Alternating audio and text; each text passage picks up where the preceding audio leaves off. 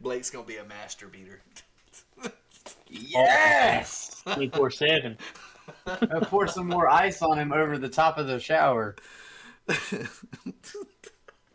we're cold like that. Bro.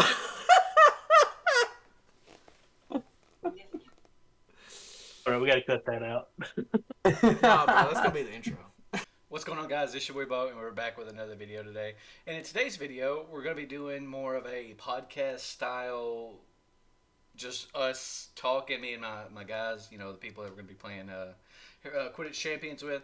And we're kind of talking about what we want to see, what we don't want to see, you know, stuff along those lines in regards to the game when it comes out. And also, you can see that it's a new angle, it's a new setup. I got a new setup going. So yeah, guys, stay tuned to the end of this video. We're gonna tell a little funny story that happened to us at one of our old LAN events, and I think you guys enjoy it. Anyways, this has been your boy Bo, and I'll see you on the Quidditch pitch.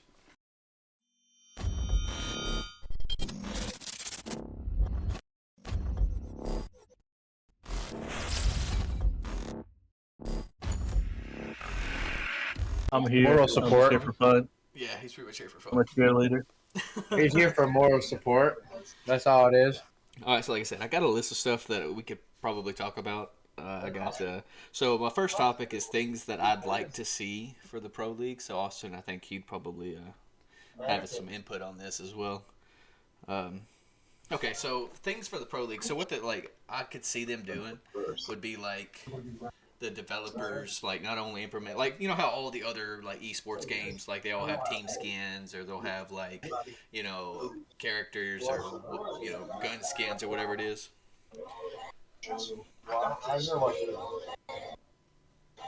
Yeah. Bro, Austin, you ain't even here, bro. I'm listening, bro. I'm also chewing at the same time, so it took me a minute to swallow that. So for like this game, they could do like team, like one just characters, like teams, like outfits or uniforms or whatever for the characters, and then of course they would have for like the more licensed like esports teams. That's like, let's say, if FaZe got into it, or Optic got into it, or TSM or T1, or just whatever. Oh, so esports. like CDL skins, like shit like that? Well, yeah, I'm just saying, like, just esports teams in general, like, they could have their own, like, Quidditch pitch, like, their own field style, like, put their logo on the field, put some banners up, you know, like, have their own arena that they could play in, right? Yeah, even a skin would be awesome. That would be fucking great. That'd be awesome. Right, so instead of just looking at, like, a basic field or pitch. Yeah, not knowing who you are, like, not identifying who you are. Yeah, that should. It'd be kind of annoying not to have that. I mean, you still have, like, your name over your head and shit. Well, yeah. So, Blake, what's your thoughts on that? Somebody that's not really going to play in the league, but, you know, stuff like that as far as, like, cosmetics. And it would be nice to have, like you said, your own identity in the game. Like, I mean, like, let's say, like, tournaments get here or whatever. Or I'm thinking, like, long-term, like, crazy, like, championship type stuff. Like, not only, like, play with your own, like, character skin, but have your own arena that everybody plays in, right? And then, like, the next game, like, say it's, like, a best of 3, you go to their field or something like that, you know? Yeah, that'd be Yeah, fucking like crazy. have your own identity within the game. Right. So now That would be the best thing for the league, honestly. Especially with a new game like that, nobody not knows who the fuck is who. And by like team packs or skin packs or something like that. yes, Yeah, kind of like Call of Duty does with the CDL team. Right. So my next bullet point here is even broom skins, bro. Oh shit, dude, that would be fire. You know what I'm saying? Like, right. yeah, optics is green, bro. Imagine green flames coming out the back of your broom, like just. Yeah, that'd be pretty cool. So like I said, my next bullet point here is so for like the LAN events, you know, like actual events that we'd have to go play at or just participate in. Like they'll be decorated like Harry Potter themed with like merchandise stands, like Harry Potter merchandise everywhere. Mm-hmm. That'd be like a good way to, like, one, raise revenue for Harry Potter, and two, like, if it's at the LAN event, I would, you know, hopefully the game would get some of that revenue as well, so it'd help fund the tournaments. Exactly. Oh, you know another thing that I would love to have? Huh. I'm sure they probably do, but like different divisions. like bronze, gold. You know, kind of like Todd does, but do it in like a You different talking way about where for? it's not MMR. It's where your division actually means something, not just skill based. It's got to be like, you know what I'm saying? You get what I'm saying? You talking about for rank play? Yes, for like Quidditch rank play, Well, like they I'm put rank play in, and then they they have different divisions, and then like for example, you could be a plat 2, rank 37, right? mm-hmm. I could be a gold 3, rank 3, right? For Right. example, that's just an example. Right. Okay, well, your division don't mean shit if I'm shitting on you. So they need to have like where it's not skill based or MMR. They need to either take MMR out or they need to keep skill based Okay. because the So skill based or the MMR is really screwing everybody over who actually has skill. okay. So let's use that concept. What should it be like for a Quidditch game? What should they take into consideration for as far as what your skill is? As far as your skill goes, Like, yeah, what's the factors? You know, in Call of Duty, it's like statistics. it's They need based to on take like accuracy, kills, you know, time, like objective time, you know, wins. So what for like a Quidditch game, what would they you need to take expect they it need to? to take they need to take all that in consideration and then average each player together and put everybody in like an average rating, and if you're in within that average rating then you get put in that lobby with all of those people within the same average rating of like statistics.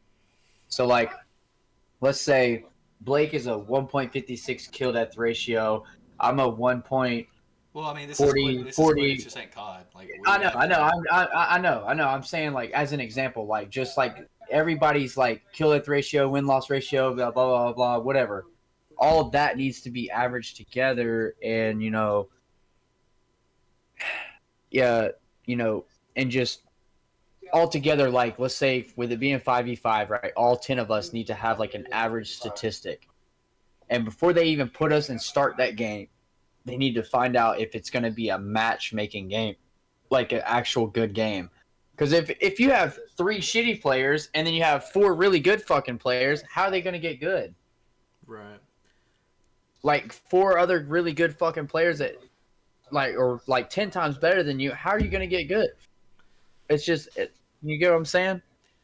So Blake, for as far as rank play goes on the Quidditch game, like what do you think they should track in order to accurately place you in a division?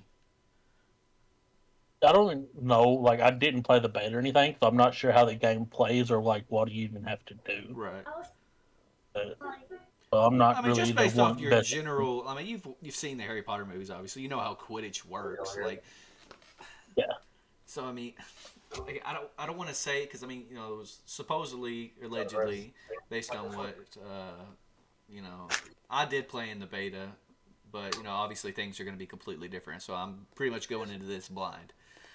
Uh, Yep. Because so X Defiant was the same way. I'm assuming that you know, as far as you know, getting placed in a division, I would assume that they would. One, obviously, I mean, the most obvious would be your wins to loss ratio as far as who you're playing against. Damn. But as far as like actual stats, I would figure um, objective points maybe like yeah. let's Your objectives, like how you play with your team and stuff like that. right How like like Don't try assists, to be a your solo goals, win player. your right. win ratio, really just your win ratio, to be honest. Well, I mean, that see, if you're just doing win loss ratio, you're gonna have players that don't do anything and just get carried that are gonna be like crazy high division that shouldn't be there. So there has to be other factors that go into it. Yeah, so that was my question is how do they rank different roles? You know what I'm saying? So Right, I that's my question is if I'm gonna be a seeker, right? right. How do they how do they tally that? You know what I'm saying? Like, oh my god, he got it. Like, how the fuck does he do it? Like, Well, I would how do they tally that? like I said, I don't know. I don't know how they score objective points for whatever role you play. I don't know like how to get crazy high objective points for that role. So I mean, it's just goes. Yeah. So what really messed? So I'm going to use this as an example too. Again, what really messed Call of Duty up was solo queuing. That really messed it up because you got a 4-man squad, right? Me, you, Blake. Let's for example, me, you, Blake, and Nolan, right? We're in, and then one other guy. Okay, we all have our roles. With a solo queue guy, it kind of ruins everything because it's like we don't know his statistics, we don't know how good he is, and then we're put into a lobby, and then we got this one random guy we don't know anything about. Yeah, like take it like kind of like Black Ops 2, I think it was that very first introduced the rank play with Call of Duty. So they had different things. They had the solos, but you had a rank for your solo queue. And typically when you did that, you only queued with other people who were playing solo. Then you had your team. Like you had, if you had to make it, you can make a team and you can team queue. Right. Then you get a separate rank and division based on that. See, I would. So that's one thing something that they could consider. Yeah, like piggybacking off that, I really liked how Black Ops 2 ranked play or league play worked back in the day. It wasn't based off of like your actual individual stats at all. It was literally just based off win loss. Like you had to win like 5 games in a row. I was like, what? I'm like, what are you talking If you lost about? one, you had to win 2 to make up for it, right? So like you obviously had to keep winning to rank up. I could see like something like that working. Like you have to win more than what you lose, and if you start losing more than what you win, you start deranking, right? Yeah, and then you also played with only people in the same division. So if you exactly. were, say, Exactly. Diamond, you That only was play my with point. It other was like I Diamond. want to play with people in my division, not. I don't want to Yeah. play with 2 plats and 1 plat 1 and a gold 3 like that. Like that means that they're literally taking the statistics of skill based and MMR. That's what they're doing. They're averaging those together when they don't know the true average. Like they don't know that consistent of a player. Like me, like in general, I can do shit all day long, and then the next day I just absolutely just tear everybody up. You get what I'm saying? Right. I hate how Call of Duty has that hidden MMR. So where it's like you're the same rank as like let's just use iridescent and crim players, right? And Yeah. I guess let's also use plat players, right? Or diamond, I should say. So if you're a diamond, I shouldn't be queuing with low iridescence because we got a similar KD, right? Like I don't want Quidditch to be that way as well. Like if let's say I'm a diamond, I don't want to be queuing with people that are I don't even know what the ranks are going to be in the game. Let's just say iridescent for whatever reason, Call of Duty. I don't want to be playing with iridescence because we got a similar objective score per second or minute or whatever it is. Exactly. Right? Like, so that's what I'm saying. People in diamond that are also trying to get out of diamond, bro. Like, I don't want to be playing people like 2 ranks above me. Exactly. That's what I was saying. Exactly. That's what I meant by the whole hidden MMR skill base and all that shit. Because like I could be a plat 1 and have the same skill base as a plat 3. You know what I'm saying? Like Right. I don't want to be playing you. Like why would I want to play you when you have a full squad and I'm solo queuing? All right. Like what? So You get what I'm saying? let's go ahead and move on to another point because, like I said, I got a lot of points that we can talk on. So this is still under the category of things I'd like to see for the pro league. Now, I would want to see. You know how Austin, you haven't played Rocket League, but Blake's played Rocket League. You know I was just about to say something about Rocket League so being the same thing. like on the main menu, like there's obviously like solo play, ranked play. Your 2s, 3s, 4s. You got the events or whatever. But there's also an option for tournaments. Online tournaments that are running constantly or whatever. So I'd like to see something like that for Quidditch. Just an option where like, hey, a tournament's starting in an hour. If you're still on in an hour, you can participate in it, and then it automatically queue you with other people that are also participating in that tournament. And if you win, obviously you get like some cool like in-game exclusive, like a title or a banner, or maybe even like a hat or whatever it is, right? Yeah. So that'd be pretty cool. Something in case you're tired of playing ranked or solos or campaign or whatever they have in the game, right? You could go play a couple tournaments with your buddies, like queue up in like to be honest, I don't even remember what if it's going to be 4v4, 5v5, 6v6, or whatever it is. Like I don't remember because I played in the beta, but that was the beta. That's not the actual game, so they could have completely revamped it. Yeah, they're probably gonna do like some shit with like 4v4. I don't know. We'll just have to wait and see. Yeah. And I mean, yeah, even if they do 4v4, it makes sense. Like, you don't need no more than 4 people. They Call of Duty tried the whole 5v5 thing, and you see how long that lasted. Well, I mean, the actual Quidditch game is 7v7. Now, obviously, you can't put 14 people on main stage. Like, that's just too much to keep track of and swap between, you know? Like I think the most for any esport is 5. I think that's the absolute most. Exactly. Now, I don't know. Is there any esports that have, 6v6 that are, do LAN events? Nope. What about Rocket League? Or not Rocket League, like Rainbow Six? No. Rainbow Six is 5. Rainbow Six is 5. Yeah, I think 5 is, the max number. Like, no less than 3, but no more than 6. Or 5. Yeah. They do that because of server issues. League of Legends and StarCraft and all that, and I think it is 5. StarCraft maybe 6. But I think they do that. They do that for server issues on qualifying, and then when they do the LAN, they really just do it because any more than that, it's just like you said. Right. We're flipping back and forth and like, oh my God, Jerry, he's doing this and doing that. Oh, this is kind of goes into my next topic. So today I was Blake, I want your input on this as well, probably more than Austin, since you actually understand how the snitch works, right?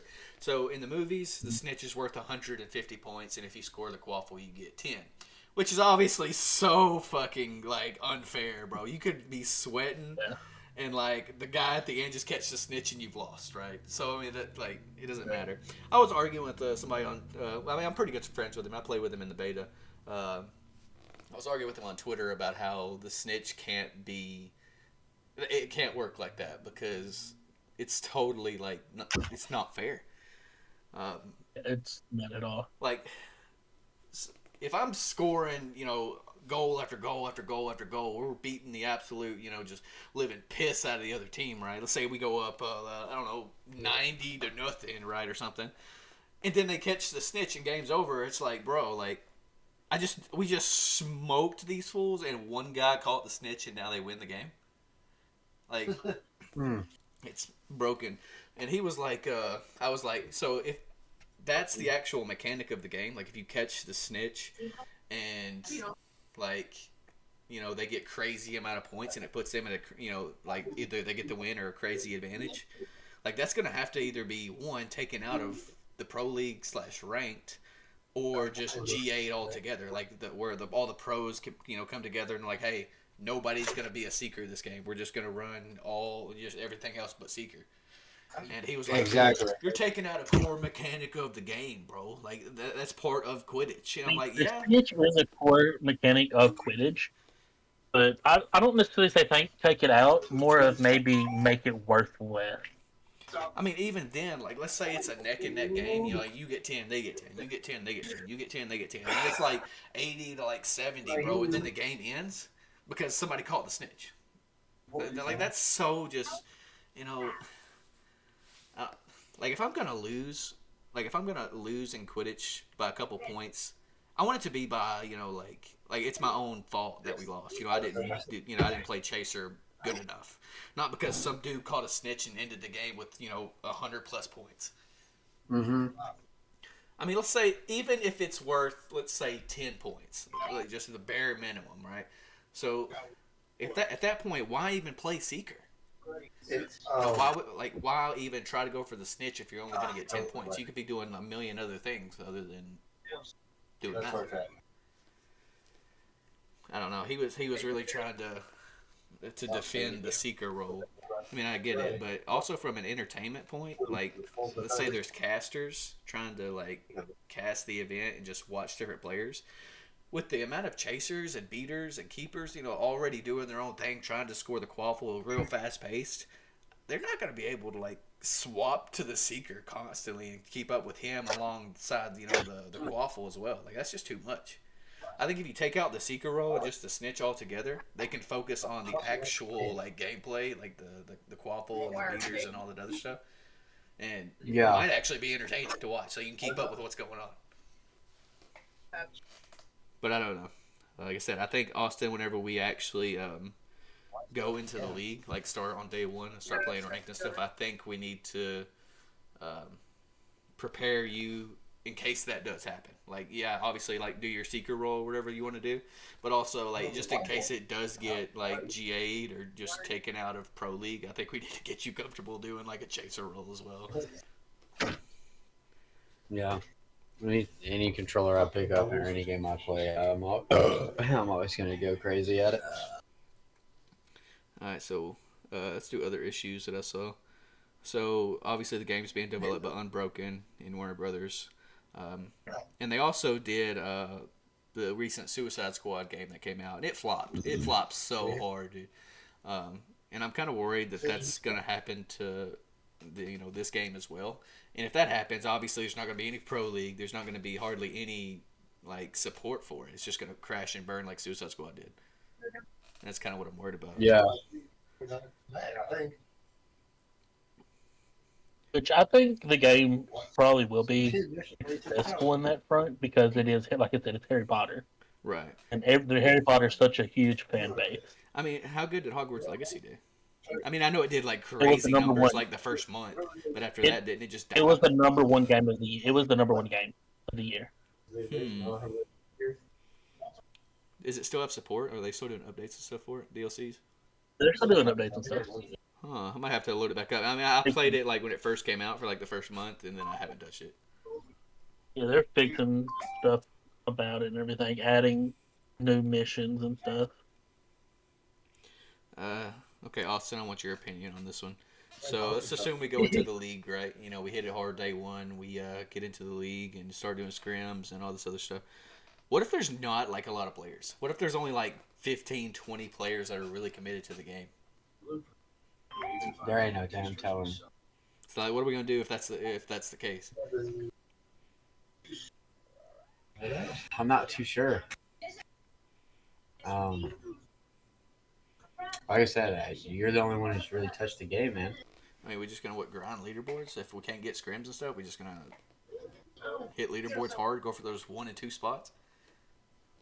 Or just hit scrims real hard too. I'm just saying, we scrimming like the same like 2 teams because what if there's not a lot of people? Well, what if we're like having to scrim people with like thrown together last minute type deal, like not actual team, just people that are like friends and grouped up, like rank play teams or something. Yeah, I mean, we can, shoot from rank play, tournaments, 2s, 3s, fucking just anything, really, man. I mean, honestly, like, whatever practice that we can get in as far as whether it's rank play, scrims, anything. To help us all, well, you probably understand the game more than I do, but to help the other ones and myself, understand the game better and how to play my role will only make us better as a team. What's your thoughts on microtransactions? What do you mean? Like, don't do them. I mean, well, the game's already going to be $30 base, unless you get like PlayStation Plus. For everybody else, it's going to be a $30 base game. But like, if there's not microtransactions, how's the league going to sustain? How's it going to survive? Okay, they can have it, but make it where like Valorant's microtransaction. The cheap it's cheapest thing is like $30 to $40. Like, it's ridiculous. Like, Right. Valorant just came out with a bundle yesterday. It's $100. I think I'm not understanding microtransactions. So like, Call of Duty's got tons of microtransactions. Like, one, you buy Call of Duty outright for $60 or $80 or however money, and then you actually go to the store and buy skins. Those skins are the microtransactions, like those little like skins and camos and all, like the battle pass. That's a microtransaction. It's something inside the game that you buy. I'm okay with microtransactions as long as it doesn't affect gameplay. Like cosmetics and stuff like that, yeah, it's fine. Yeah, I could like he says, like I feel like the microtransactions affect gameplay a lot. Right. Like, you know how, I don't know if you know this, but if you run a female character, your hitbox is smaller on Call of Duty, so it's harder to hit you. But if you run a male character, like a big beefy ass, like I'm gonna run around like a Teletubby, it's easier to hit you. Right. So if where everyone's running around with the same exact, not, I wouldn't say the same exact skin, but like, when you're wearing like a costume or skin or whatever, you're known for that skin. Everyone's still able to hit perfectly fine. It's not everyone's running a different skin. You're easier to hit. This one's not easier to hit. Everyone needs to be equal. Right. Yeah, I don't So think. like, so if Nick's flying around the room, I'm like, and I just hit your ass, knock you off. For Right. example, I it's don't. easy. I don't think the cosmetics would have gameplay issues. I don't think, because I mean, I'm not like dogging out Unbroken or anything, but I don't think they have like the amount of resources that like Treyarch or Sledgehammer or whoever else. I don't think they would have the resources to kind of shape every character's hitbox. I think they're gonna have one main hitbox and then just customize it. Like I said, I mean, That'd be fine. I don't know their studio. I I'm, mean, they could, but I don't see them doing that. like take a page out of Fortnite's book. Fortnite, it's a free to play game, but it still made billions of dollars from the skins and stuff because Yeah, the skins don't affect the That and gameplay. it's just there a was a franchise couple. There name. was a couple It's a emotes in franchise. Fortnite. It's such a franchise name. They Yeah, just but emotes and everyone. Quidditch, like and You got to Quidditch is think like YouTube, Twitter, social media. I mean, skins, tokens. People buy tokens. I mean, tournament winnings, all that stuff. That's why they make so much money off of just a free game. I don't think that the Quidditch game is going to make enough money to sustain a pro league unless they have those little microtransactions. I mean, because I would like to say that Harry Potter or Warner Brothers, like the entire company, would step in and fund the tournaments, but I don't. I wouldn't count on it. I would almost say if Unbroken is not willing to fund the tournament with whatever money they make or Warner Brothers makes, I don't think it'll. Because I mean, if Warner Brothers steps in and just Harry Potter steps in, you could look at multi-million-dollar tournaments if they're willing to open their own wallet and fund the tournaments. Oh, If I know they will. Unbroken They make so much money, bro, that they'll open up any kind of tournament because they're gonna do whatever they can to open their eyes to a game. Right, but that opens another thing. Is what if Warner Brothers decides to like get lazy? Because I mean, they got their hands in just about everything. What if they get lazy and decide to not even pursue the league? Like hey, yeah, I mean, we'll release They're the missing game. out on a lot of money. Like here's ranked or whatever. Just have fun in ranked and do your own thing. That's We're where not gonna the do any lands. skins come in. Like that's where the skins come in at. You know what I'm talking about? Like the rank skins, the CDL skins, all that stuff. The broom CDL skins, like bro, just imagine like your broom's a certain color that matches your costume. When you go on a win streak, you get that flame on the backside of your broom, and you're just flying around with that flame.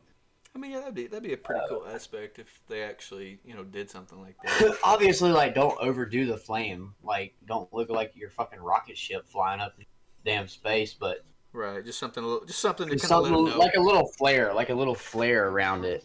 Right. Like when you're flying around.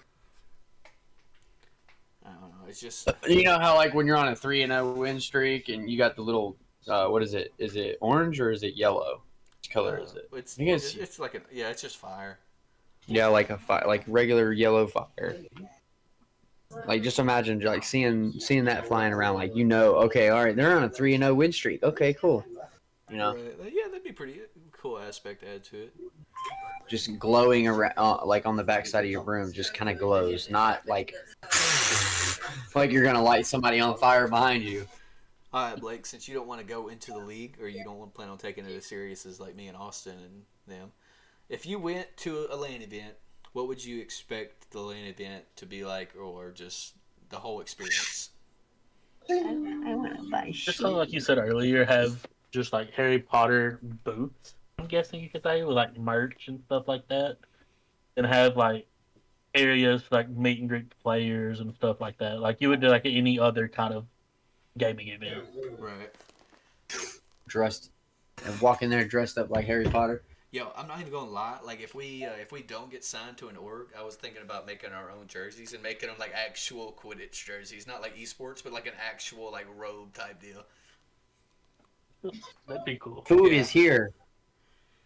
I thought that'd be pretty cool. Yes, Let's see if we don't get I signed to know. an org or anything, which I don't expect us to right off the rip. For the first few tournaments or maybe even the first LAN, we'll probably just have to rep our own name and get some jerseys. How to make a name for yourself. Right. Yeah.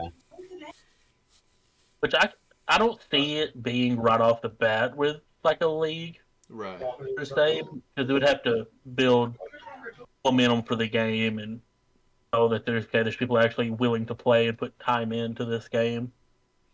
Like I said, I've already committed about at least 50 to 60 hours a week. Like I've already said, got mentally ready to do that. Yeah, I just don't have that time. Yeah, that's what Nolan was. I was telling Nolan because I was like, look, bro, I'll take you to. I even told Austin this. We were all sat down. I'm like, look, I'll take y'all to the league with me. But if y'all start dragging your feet, or I have to hit the brakes to let y'all catch up, bro, I'll fucking drop you. I don't give a fuck, bro. I'm doing I get home at 6 p.m. from 6:10, 6:15, all the way up until 1 a.m., which is 6 hours or so. Every day, Monday through Friday, that's 30 hours right there. And then on the weekends, I can commit 10 hours a day, so that's another 20. I can already, if y'all ain't, with me, trying to do this, bro, I'll fucking drop you. I'll fucking let you go. I don't care. Yeah, with my work schedule, and I just don't have the time. That's why I play, Roblox and stuff like that now, because I don't have to commit hours upon hours to doing something. Right.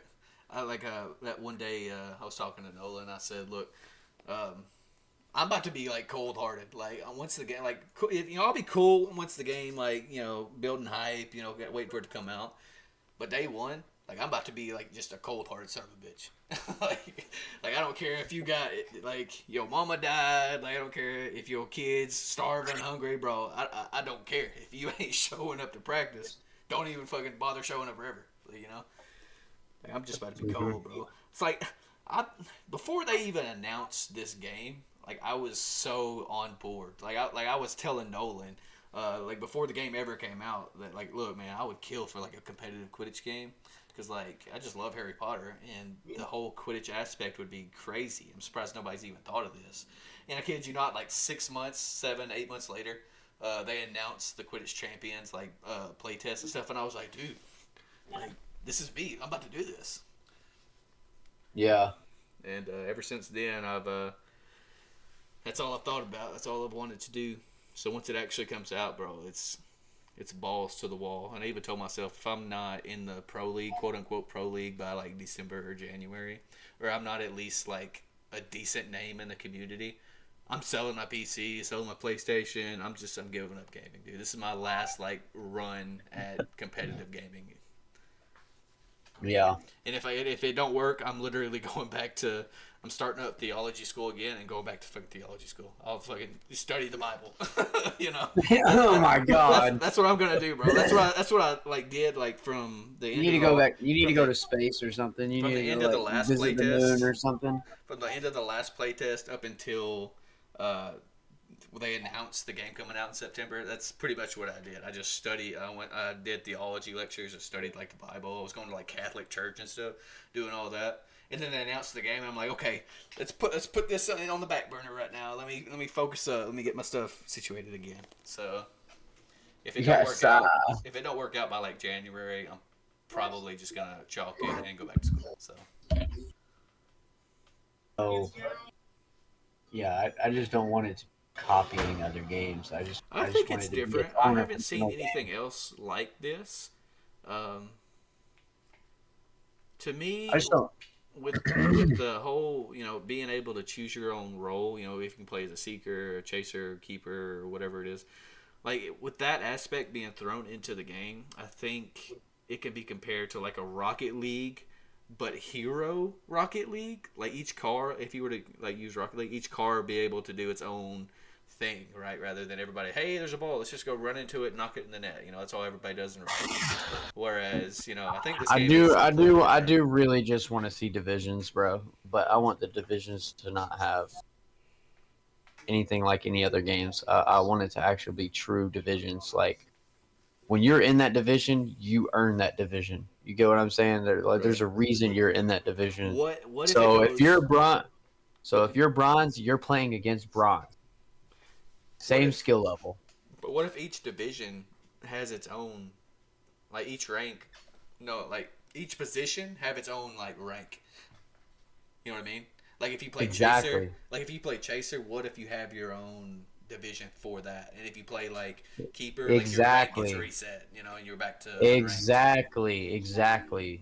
So like, let's say I'm a Seeker, right? I'm a Seeker. Let's say I'm a Seeker, rank 5, gold 2. I want to be playing against Seeker, you know, rank 5, gold 2s. You know what I'm saying? How does because I know Overwatch has roles, and I've never played Overwatch. I play Paladins on Overwatch. How does your role matter? What rank you are? So each role has a different rank. So if you play like damage, your like rank is based on what you are with that damage character. Yeah, like what you are with that. What I'm saying right there. Exactly. For Overwatch, you have placement games with each of the 3 roles, and so like they're all varied. Like none of them depend on the other. Okay.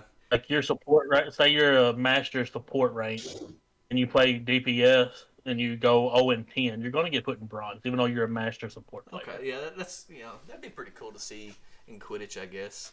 That would really kind of help the whole aspect of, hey, you need to play one role and stick to your role rather than trying to master every single role, you know.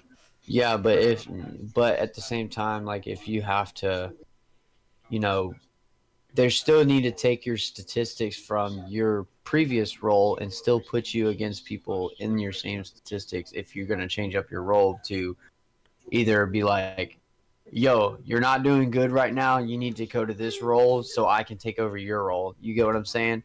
No, I think it should be still play against people within your same skill level.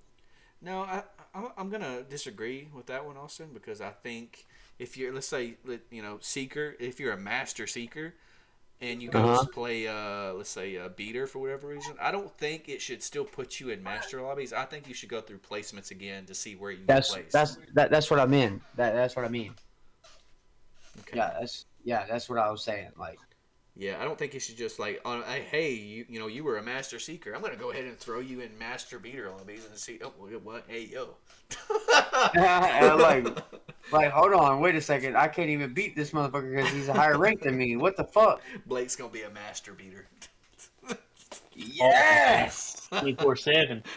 I'll pour some more ice on him over the top of the shower. Because we're cold like that. Bro.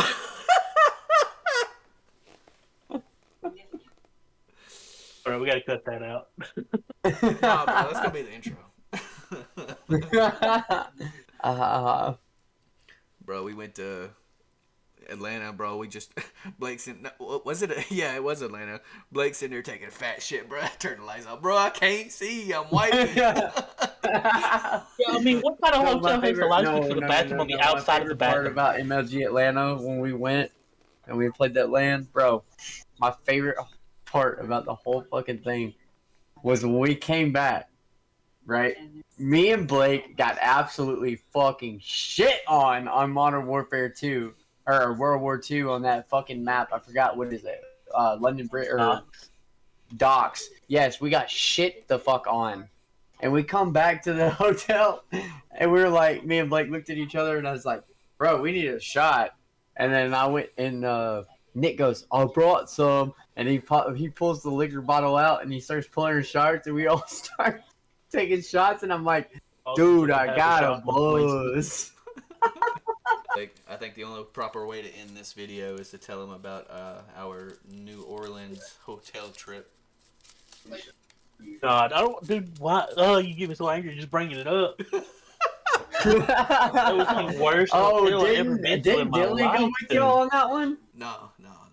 But go ahead, Blake. Go ahead and tell them our hotel experience. So we stayed at I'm gonna go ahead and shout them out. The La Quinta Inn in New Orleans for one of the MLG events. Get into the room. Oh, y'all went to the New Orleans one? Yeah.